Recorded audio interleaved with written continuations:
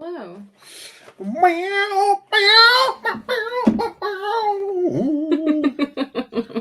I was listening to, was it? I'm listening to a podcast.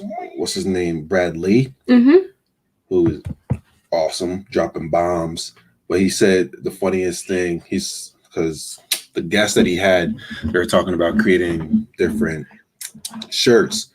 So he said, I want to create a shirt that says no quesos. And No quesos. wait. See, here's a funny part. So when he said the no quesos part of it, and he had the shirt no quesos, he got it made and he was rocking it at his house. And his daughter is 4 years old. You know how 4-year-olds or kids, they're just straight up blunt. And then she read, she's like, "What's the shirt say?" And he said, "No quesos." And then she was like, "But you like cheese." So then he went more into it, and he said the reason why he decided, or he made the no quesos, no cheese, meaning like for him presenting himself not to be, he doesn't like to be cheesy, he like to be real. Mm-hmm. You know how like with influencers and even myself and other people out there, we fall into that illusion like, oh my God, let me make these things presentable to appeal to people, or I want to be this, I gotta be an influencer, so I gotta make sure I say the right stuff. I gotta have this wording and document down. And he said that the person that used to work for him, Yeah. he got fired. The guy got fired because he's trying to make him too cheesy. Mm. But he told him, say, you know what you should do for your podcast? 'Cause normally for his podcast, he just goes into it. Yeah. He said, you know what you should do this introduction like, hey everyone, my name is Brad Lee and I'm coming from Dropping Bombs and welcome to my podcast. Make sure that you like, subscribe, share, do all those things. Like pretty much all these different things. Yeah. And it's funny because a couple episodes into our podcast, I was doing that at first, and that was my intention. I was like, I'm trying to get people to like it, to share, and all this other stuff, and make sure that I say it out loud. If you like what you're hearing, do this. It's like, it's cheesy. It really is cheesy. It just reminds me too of my sales experience of being cheesy as well, cheesy conversations. When I was trying to engage in a conversation because I was trying to make a sell. So, hey, so how's the weather? So like when I hear somebody say it now, let's say like I get a telemarketing call or something, like, hey, how's the weather up there and stuff? It's like an icebreaker type of thing. I play along with it, but you can even ask those questions sometimes. But wait, what's worse? What? Playing along with it? Isn't that being cheesy too? Is it? I mean, you're still in the same dynamic. Is it? It's like if somebody's being an asshole to you and you engage with them, are you being an asshole, or are you just engaging with somebody that's being an asshole? I mean, my question is, are you true to yourself in the moment? If you're playing along, are you doing it because of yada, yada, yada? Or are you doing it because what? What if I just do it just because? Maybe they're being cheesy just because. What if I have the choice of, I just want to engage with this? And by the way, I don't really care. I'm just creating a conversation here. I know. No. And I totally missed what you just said. No, I said, what if I'm just engaging? It's like, I know what you're doing. It's not affecting me. I'm just going to engage in this just because. Okay. Who knows that this person, because like, let's say, and I have experience in sales in this way, of being too cheesy. Sometimes when you do that and all the calls, some people just call you out like, you're being an asshole and stuff. You're trying to sell me something. Also, yeah, I am trying to sell you something. But then they say, stop the bullshit. Like they call you out on it. Like, stop the bullshit. Stop the cheese. Or stop doing it this way. This is something you want type of thing. And for myself, the reason why I was doing that, the part was, one, I was trained. You got to do it this way. That type of way. But also for me, I did it as a way of just like a program. So being programmed and doing it. Hey, yo. Yo. Nice to have you here. What's up, everyone who's watching? We're just jumping right into it and getting into the conversation. Yeah, I haven't shared it or anything with the groups and stuff. And that's one of the things to go, oh, let me share this with the live and share it with people. But whoever's meant to be here is going to be here. Let's try it that way and just be here. But yeah, but the cheese and the quesos of being too cheesy. Mhm. And I was even thinking about for the podcast, just being cheesy. Mhm. I haven't been so cheesy lately. I'm just showing up. Like, hey. Got it. Well, you didn't ask me, but how I feel about it is that, like, I had to give myself permission to be cheesy.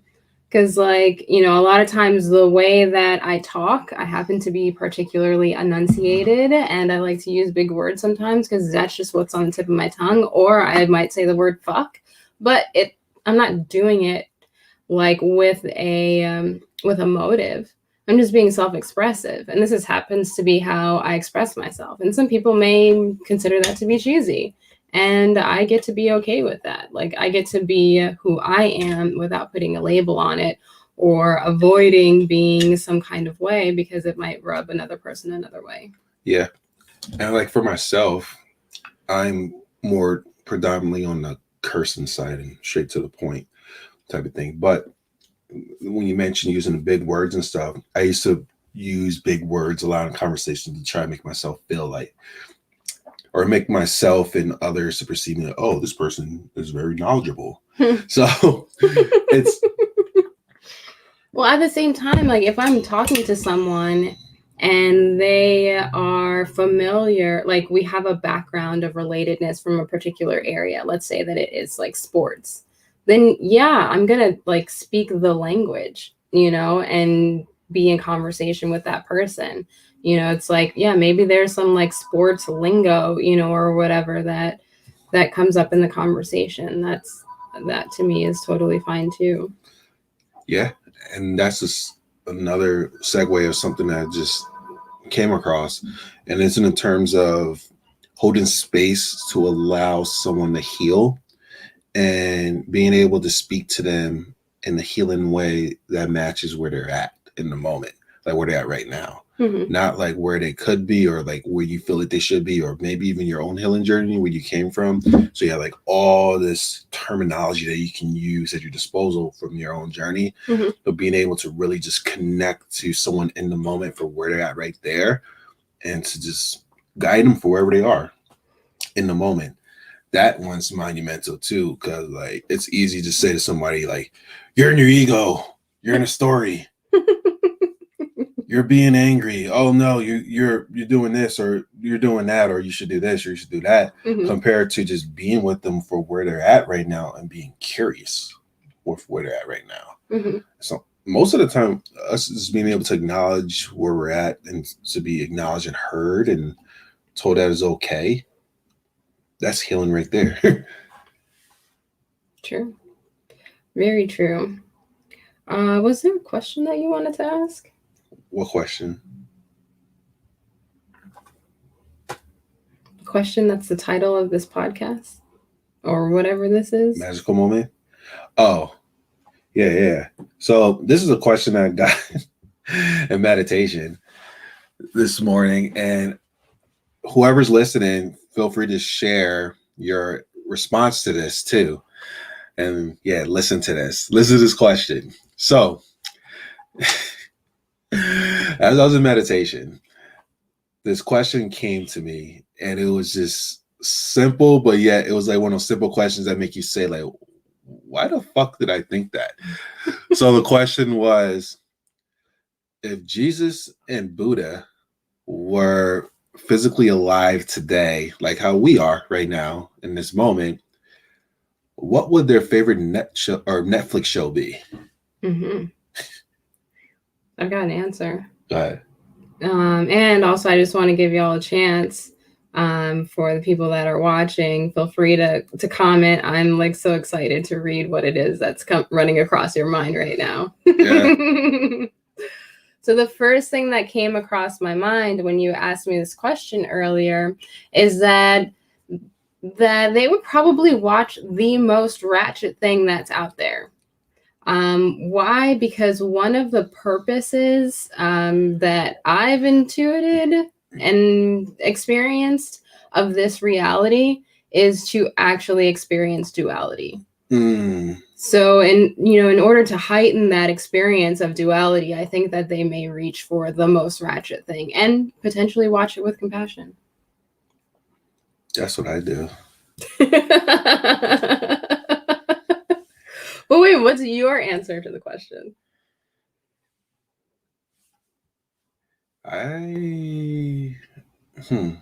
Because now to think about it, it Like, would be certain, like in that one, but I feel like it'll be a combination of just like everything. mhm. It's like they're just so in the moment. Oh, Okay, wait. Who said this? Oh, Jason Barbosa. The Boys is like the most fantastic superhero series ever. I love that show, by the way. What a great answer. And Juju says they'd watch Lucifer. Yeah, right? Get a different perspective on things. But it's like, will they get a different perspective, or will they just be watching themselves? You know, like the realization of Buddha and Jesus, because like self-realization, realize they're God and everybody else is God as well, and that's all it is. And in between that is the illusion that we all have in our lives that tries to convince us that we're not that. So now, as expanded upon it, is like, would they watch Netflix or Amazon? Would they be Netflix or the Amazon shows? Be in the moment. So it's like, oh, I'm going to watch myself. So it's like going through life as if life is a Netflix show. Like, okay, what show am I going to be watching today? Well, speaking of which, Juju says that potentially The Walking Dead. Oh, God. That does feel like real life to me sometimes. So. Yeah. Wait till this vaccine does reverse. It's like, let me stop. I don't want to throw that into the universe. No. Even though I'm prepared for it. But and Jason says spiritual superheroes gotta watch The Worst. I hear you on that one. It's like it's all preparation for life. It's like what we don't get to experience right here and now, we get to experience watching. It's like, how many screens, are we watching? We're watching the screen that is our life, and then in our life we're watching the screen that is the TV. Like there's just so many ways to have perspectives on this, and I'm loving the answers. Too funny. And this is a great question. Yeah. And to take into context and where I was going with it, because once I sat with that question, I was like, oh. So as what all the teachers say the same thing. It just leads to that same realization that you are God experiencing itself through you in a unique way, and it's being expanded and expressed. So it brought the context, and I was thinking about that. I was like, oh, I'm sure like 2,000 years ago there wasn't. Well, no, I'm sure it's positive. 2,000 years ago there wasn't IG Live or Facebook Live or this stuff or doing podcasts. Well, we were saying that channeling was the live stream back then, right? I guess. I don't know. But even in the 80s, but I'm talking about 2,000 years ago and stuff, we didn't have all this abundance of one, to receive information, to give information, and all this other stuff that we have at our disposal now that is so effortless to do, type of thing. So with that, to bring into context, there's a lot of potential, like it could be deemed as like distractions for the moment, and there's all these different things we can like plug ourselves into and go into in that way.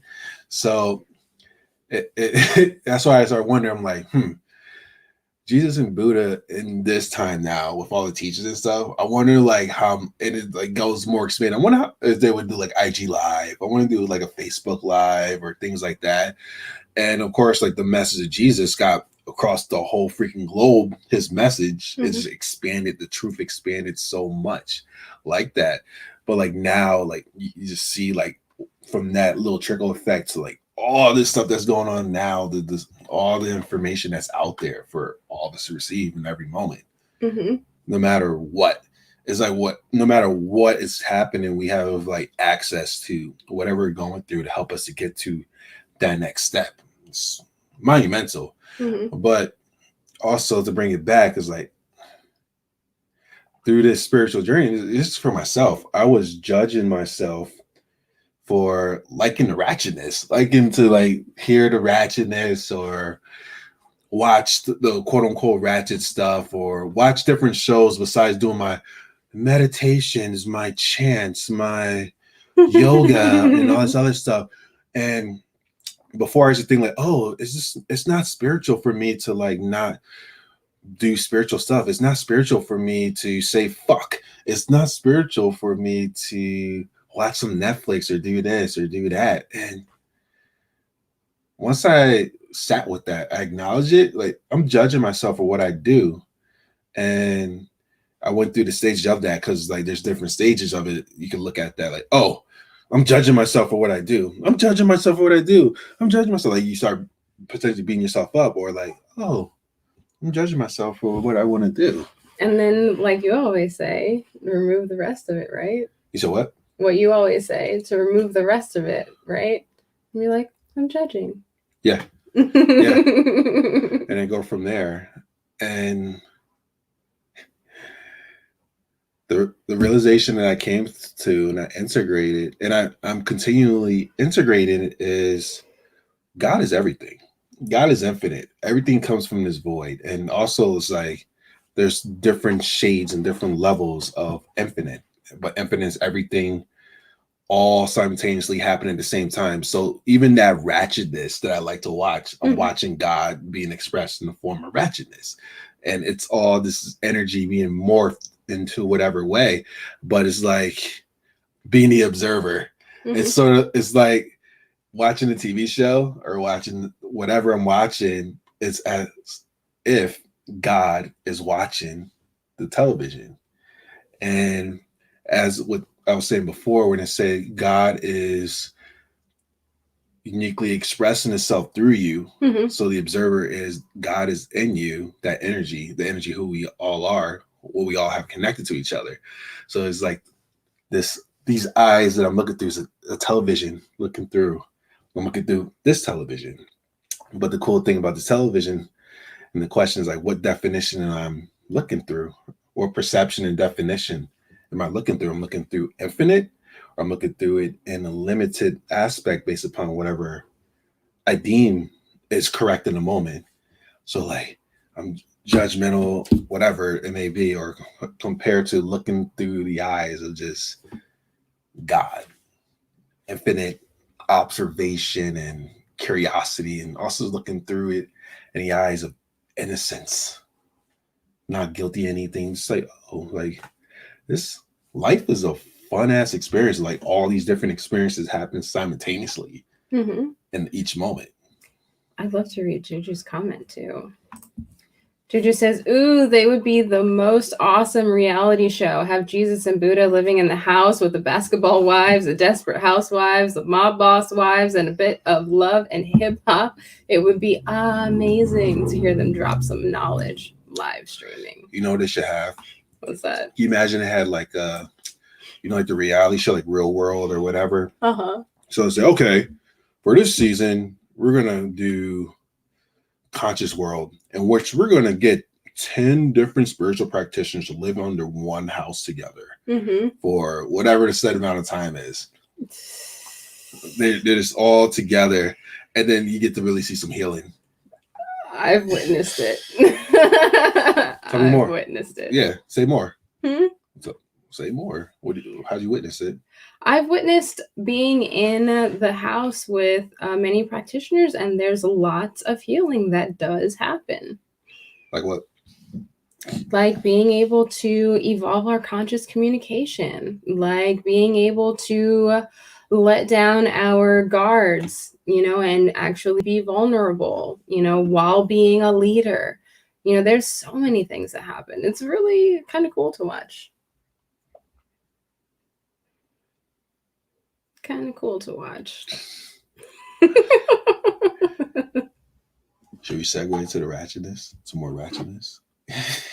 All right. We're segueing to a little more ratchetness. You ready for this? So, well, I guess before we even get into ratchetness, let's talk about some other stuff too. Sure.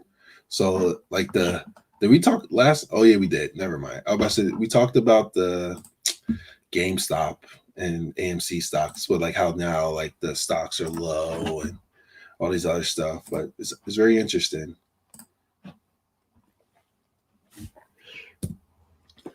I bet it is. So how do you do this? So we're gonna share screen. This is Dell's favorite ratchetness of recent. Yeah.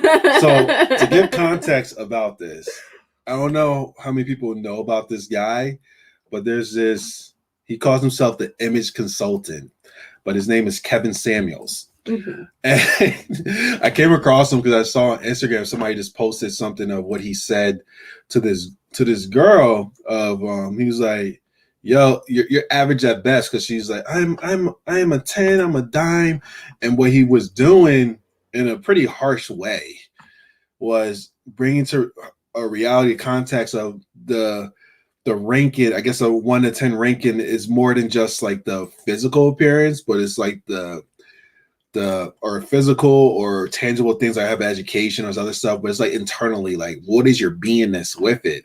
So I watched it in observation mode because like it's a combination of when his ego comes out, or then and also when he's dropping some pretty helpful stuff in there, and the way that he perceive or the way that he says it, it can be triggering for people who are not ready to receive it. And this is a perfect segue for what I was saying earlier in the place of healing, of being that unconditional love for helping someone to heal is meeting somebody where they're at, Mm-hmm. and hold that space to allow them to facilitate and find the answers they're seeking and everything else, because it's all within us. We just need, sometimes we just need a space that allows us to do that. But what happens in his stuff, and there's a lot of people out there that give you the advice instead of asking the questions that allow you to get there, type of thing. So in the context of sharing ratchetness in the world or sharing this type of stuff, Mm-hmm. definitely wanted to share this video just for people to get context, take a look at it, and then we'll offer some feedback to it, right? Sure. All right, let me get it ready for us. All right. And here we go. I think we got a commercial or two. We do. Yeah. Huh. You know what you're watching. Skip the ads. Is the volume on? I don't know. Let me know if y'all can hear this. Like all these different experiences happen simultaneously. Is the volume on? I don't know. No. Okay. Let me know if y'all can hear this. So it's not on. All these different experiences happen. Let's see how I can get the volume on, because this is good stuff. No. Okay. Let me know if y'all can hear this. So it's not on. Can you turn that down, please? Thank you. Let me stop the sharing and I'll share screen again. All right, let's see here. Some screens let you share audio. Look for the share audio checkbox in the next window. But as this is in the process of getting made, it's very interesting because it's a topic that I see in a lot of spiritual groups when they say like, why I keep attracting narcissistic men type of stuff. So felt the need, or felt, what's it called? Felt into the idea to share this. And like I said, listen to this with a filter. Stuff you hear, take it in that you like. Stuff you don't like, let it go by. Here we go. Oh wait, let me make sure I got everything set up here, right? Yep. Okay, good. Here we go. Where's the audio? Oh, I know what it is. Come on, move out of the way. Move out of the way. Hold on, guys. Don't be trying to get in these women's inbox unless you are serious about dealing with this. I'm just trying. Put that audio on. Let's go. Trying to hit the skins. Come on, man. What's going on? We still can't hear. Hey, I'm good. How are you? What's the dealio? I'm well. What do you got for him? How old are you? I'm We're gonna 31. get this. We're gonna get 31. this. How did it work All right. before? Modern women so bad at relationships. I mean, I know I don't know. for me, I know why. We're gonna have to do it I another know it time, takes maybe. Oh well. two people So to this make is a good. Or maybe we'll relationship. drop a link. I'm not Yeah, one to yeah. blame the guy. Juju says yes. What's the yes? But Yes, my meaning problem you is heard that it. I tend to attract narcissists. And I'm Juju complete says opposite yes. of a What's the narcissist. Like yes? I'm very, Yes, meaning. I'm a very Yeah, they can caring, hear it. Okay. very empathetic person. Yet I keep attracting unavailable men, like constantly. When was your last relationship? Real one, How come we can't hear They can hear you say that. real one, 4 Yes. years ago. 4 years ago. Yes. How long did it last?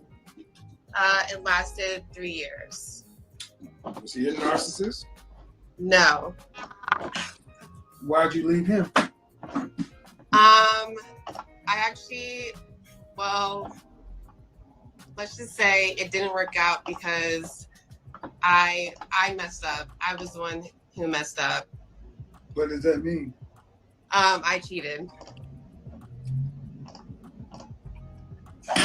So you're coming on and you playing the violin to get everybody's feelings involved. Poor empathetic girl who attracts the bad guy who's a narcissist. But then when they asked a few questions, you had a relationship with a guy for 3 years that you cheated. Yep, I did. I did, and I regret it. And you left him. Yeah. Okay. What'd you leave him for? At the time, my excuse was that I was bored. Oh, okay. And I know I'm literally saying, like, I'm Bored speaking the truth. bored is the reason a lot of women leave. But see, so honestly, what men hear is there's no reason to be a good guy because, you know, when I was a good guy, women left me. But when I became a player, that's when I had those problems. It's ass backwards, I know. But the problem, but the thing is, my issue with what you did is you came in with the victim card. Oh, I was coming in currently now what my issue is now. Because that was 4 years ago. My issues now are different. You know what karma is? Yes. And I do believe in it and I understand that. Oh, that's not your issue. It's just your karma. Yeah. So you don't come in with that. So when does karma end? I don't know, that's the universe. This is why I don't fuck with karma. That's why I leave it alone. That's why I stay on the good side. True. Because you don't get to turn it off just because you're tired of it. That's true. But I believe in. Well, I don't care what you believe in. The universe got its own scales. That's true. So the guy you cheated on, where's he at? Me and him are actually friends. We talk, we speak, but it's nothing. We're cordial, I guess. I don't know if you say we're friends, but we're cordial. That's the word you used. After you cheated on me, how did you apologize to him? It wasn't until hold the phone still. Sorry. It wasn't until probably like last year when I got repeatedly used and hurt. Okay, so you broke up with this, you left this guy, what, 5 years ago? 6 years ago? It's 4 going on 5. So you broke somebody's heart and cheated on them. And then you didn't apologize to them until years later after you got. And you wonder why your karma is not clean yet? Well, a lot of people don't realize what happened to them until they get hurt or until. The question I asked is, you wonder why your karma not clean yet? You apologized 1 year ago for something that happened 5 years ago to somebody you were involved with for 3 years. You may have another 7 or 8 years of this. Because of karma? Ask karma. See, well, karma because the funny thing is, if we flip this and we put it on the side and said, you were a man and what you did to a woman, women will be outraged. You cheated on her because you got bored.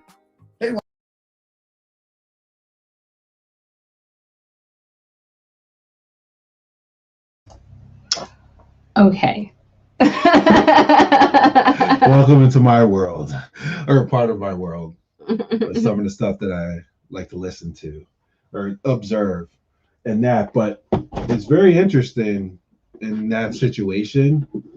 And the quick context of it is this girl that Kevin Samuels was talking to, she had a relationship before.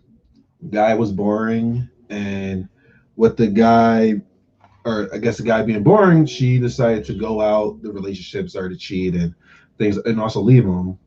And now she started to attract the narcissist guys. So it's very interesting in that context. And like what Kevin Samuel also said, he was like, when I was a nice guy, he said I was a nice guy.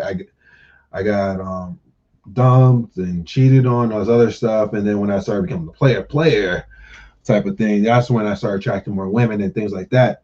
And for me, it struck to me, resonated due to the fact of I've been in that journey on both sides of being the nice guy and the nice guy not getting the women, or the women leaving because I'm being too nice. But even on the narcissistic side of, or being on that other side of stuff, narcissistic wise, and being a player and attracting more women and things like that. But it's very interesting because she came to a realization, she apologized and she moved on. And then what Kevin said to her was like, it's your karma. What's happening now? It's going to keep happening. It's going to keep happening. And it reminded me of just when seeking advice from somebody like that. And when they tell you something in that type of aspect, like, this is what it is, this is what's going on, this is this and this and this. And we have the choice of whether or not to believe it or not believe it. But of course, we believe it, it's our reality. So what if, like, for her just apologizing for that situation, that's all she needed to do? She needed to just apologize and forgive herself. And that's it. It brings into context because it's also a marketing tool out there. Like, you gotta keep doing this stuff. You gotta keep working at this forgiveness thing. You gotta keep doing these things and this and this and this. And like, does God say that? Or is that a program structure that man have told us we need to do? We gotta work at to be deserving of forgiveness, or work at this, whatever it may be, when like God is just love. So it's interesting just to hear a different perspective, but also like she took it on. And Kevin Samuel, he definitely dropped some good gems in it, but also it's like, here's a little bit of gems, but then I'm gonna throw this other stuff into it. And it's just human nature. That's how a lot of us have those conversations like that. But like, what if like all she needed to do is really just release that part of her that feels guilty for what she did? And we all in our journey have done something before in the past that, as we start to expand our own awareness and start to understand more about ourselves, we look at the situation like, ooh, if I could go back in time to those situations, I would do it a different way than the way that I did it before. And the realization I came to in my own life, because I used to beat myself the hell up for every single thing, especially I'm sure a lot of you on here who are on a spiritual journey, as you guys get deeper into your consciousness and deeper into that connection with God and connection with yourself, you start to think about those situations that you went through, or maybe a situation that you did with somebody, or whatever the circumstances may be. And a part of you feel guilty, feel shameful for what may have happened. You start judging yourself for, oh my God, well, I was in this so long, and all these other stuff. And it's like, what if you were meant to be in the moment, in all those situations, the way you're supposed to be? So that way you got to that realization that you have right now. And that's all that needs to happen. That realization, you come to this realization, okay, this is what happened. I accept how I showed up in that moment. I accept how this other person showed up in the moment, because as Jesus said, Father, forgive them for they know not what they do. And in those moments, we're unconsciously doing things because we don't know better. If we knew better, we would do better for all of us. And coming to that awareness of that I did the best that I can do. Mm-hmm. And that's enough. And bring that awareness to that, then the forgiveness starts to happen and the acceptance of you did the best that you can do. Now, in this present moment, what can you do differently? Juju says the only thing we need to work at consistently is to be love and show love, period. If we are genuinely sorry for whatever we did or said, that is forgiveness enough, whether said out loud to another person or not. Energy has no barriers. Yeah. And that's another question from just that powerful statement Juju said I want to ask as well is like, why do we feel we need to forgive something that's perfect? Meaning in every moment is the perfect moment and it happens perfectly the way it's supposed to happen in every moment. And if it happened any other way, wouldn't it be where we are right now? It's like butterfly effect. What if I did this thing differently? I might have been like I don't know. I might have been in Chibatu somewhere. I'm just throwing stuff out there. But acceptance is a powerful tool when you bring that acceptance and awareness into your life, yourself. Your life and yourself. Accept yourself for every single thing. And it may take a while. It may be quick. But also you don't have to do it alone because there is a space that accepts you fully. There's a space that we all are that accepts us all. It's just this human bodysuit gives the illusion sometimes that we're separate and we're alone with this, but God just loves us no matter what. God loves us. God forgives us. And it's the more that we actually start to integrate more like God and be more like God, the easier it is to do those things. And it's also interesting how like it's so I feel like it's easier for myself, and then of course want to hear other people's perspective as well. It was easier for me to forgive others than to forgive myself. It was easier for me to give love than to give myself love, or like accept like, oh, it's okay, it's this, oh, it's okay, it's fine, you did this. But it was harder for me to do that for myself, like in myself, like you're a monster and there's other things. And then finally for myself, I was like, yeah, there's a part of me that is a monster and I love that motherfucker. There's a part of me that is a monster and I love that about myself. There's a part of me that's an asshole. I love that asshole part of me. There's a part of me that is a loving, emotional bear, and I love that part of me. There's a part of me that's sensitive, and I love that part of me. And there's different levels of it, of like just integrating those parts of us, because like there's angry and then there's integrated angry. And what I mean by that is my non-integrated angry is I'll just flip out and I'll project everywhere I go. But then integrative angry is I bring awareness like, oh, anger's here, and I be with it in a loving way. And also like I morph that into a way like, how can this serve me in the moment, this anger? Let me go lift some weights or go do something or whatever. I'm here to go. I'm gonna read some comments. Hello, Alina. Alina says, Kai, I miss your face.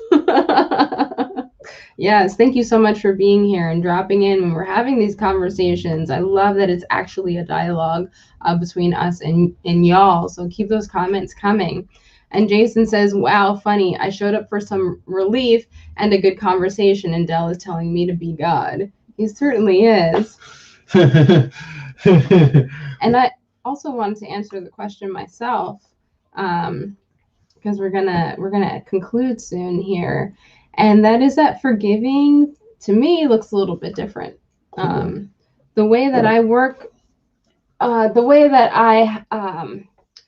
work with forgiveness is in a dialogue with myself, and the dialogue or the sentence structure looks like, "Thank you, Kai, for giving me whatever it is that the situation afforded me." So I realized that forgiving is literally the opportunity to give myself something through that situation. So thank you, Kai, for giving me my power back, in this situation. Thank you, Kai, for giving me expanded compassion. And that's how that usually goes for moi. And you know what's like a quick way as well for really integrating forgiveness? Spend time with the people that trigger you the most. Love them and forgive them. But sometimes the person that triggers us the most is ourselves. Well, all the time, the person that triggers us the most is ourselves. It's just an illusion that it's somebody else. Oh, we're going to talk about the word illusion next time, because I heard some shit that I'd love to share. What? Because I have a meeting. What time's your meeting? Like now. Hey. Till next time, folks. Thanks for showing up. This is great. We're going to do this more often. Stay magical.